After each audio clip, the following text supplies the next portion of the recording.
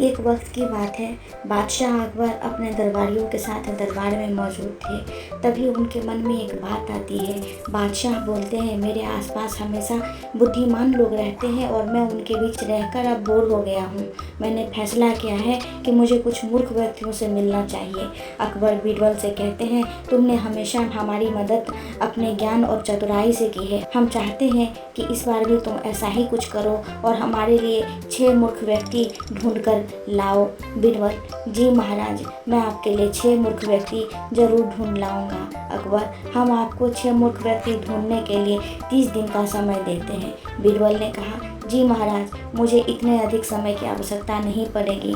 अकबर ने कहा, ठीक है, अगर तुम उससे पहले ही मूर्ख व्यक्ति ला सकते हो तो यह अच्छी बात है। इसके बाद बीरबल मूर्ख व्यक्तियों की तलाश में निकल पड़ता है। बीरबल रास्ते में पूरा समय इसी सोच में था कि उसे वो मूर्ख लोग कहाँ मिलेंगे। तभी उसे गधे पर बैठा एक आदमी दिखाई देता है जो सिर पर घास की गठरी रखे हुए था।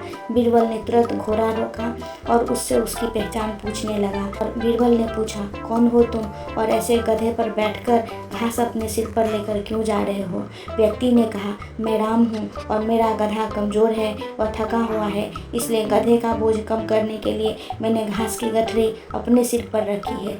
यह सुनकर बीरबल सोचता है कि मुझे पहला मूर्ख व्यक्ति मिल गया है। फिर बीरबल उसे कहता है कि तुम जानवरों के बारे में इतना सोचते हो, इसलिए मैं तुम्हें बादशाह अकबर से इनाम दिलवाऊंगा। यह कहकर बीरबल उस व्यक्ति को अपने साथ चलने के लिए कहता है। इनाम की बात सुनकर रामू बीरबल के साथ हो जाता है। बीरबल और रामू कुछ दूर चले ही थे कि बीरबल को 2 व्यक्ति आपस में लड़ाई करते हुए दिखाई दिए। बीरबल उन दोनों व्यक्तियों को लड़ने से रोकता है और उनसे पूछता है, तुम दोनों कौन हो और किस बात पर लड़ रहे हो? पहला व्यक्ति बोलता है, जनाब, मेरा नाम चंगू है। दूसरा व्यक्ति बोलता है, मेरा नाम मंगू है।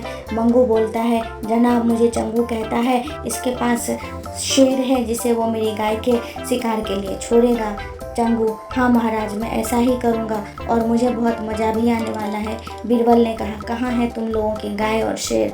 मंगू, जनाब, जब भगवान हमें वरदान देने आएंगे तो मैं उनसे गाय मांगूंगा और चंगू शेर मांगेगा, करा जिसे यह मेरी गाय पर छोड़ने की बात कर रहा है।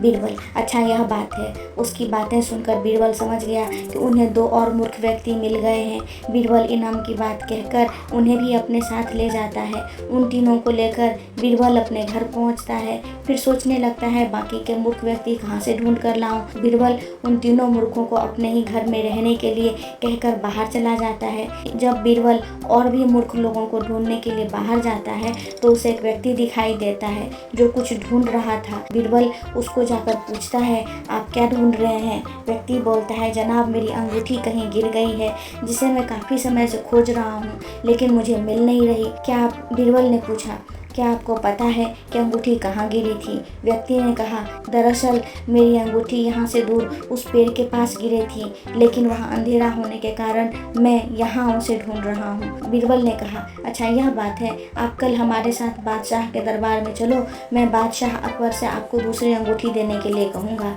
व्यक्ति ने कहा, अच्छा ठीक है। अगले दिन सुबह बीरबल दरबार में उन 4 मूर्खों को लेकर पहुँचता है।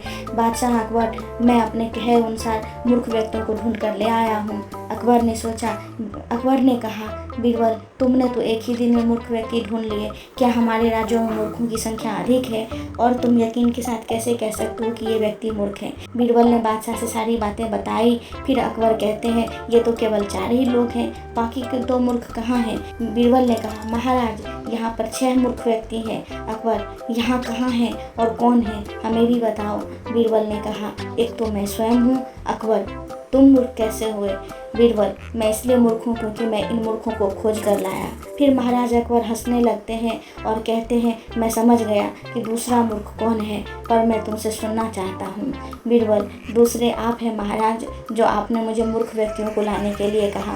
बीरबल की बातें सुनकर अकबर उसकी प्रशंसा करने लगते हैं और कहते हैं, बीरबल के पास हर सवाल का जवाब होता है। दोस्तों, इस कहानी से हमें यह सीख मिलती है, दिमाग और चतुराई से हर मुश्किल काम को आसान किया जा सकता है, लेकिन ऐसे कामों में अपना कीमती समय व्यर्थ नहीं करना चाहिए जिस काम को करने का कोई मतलब ना हो। दोस्तों, आपको मेरी ये कहानी कैसी लगी मुझे कमेंट में ज़रूर बताएं और मेरे चैनल को लाइक, शेयर और सब्सक्राइब करना ना भूलें। धन्यवाद।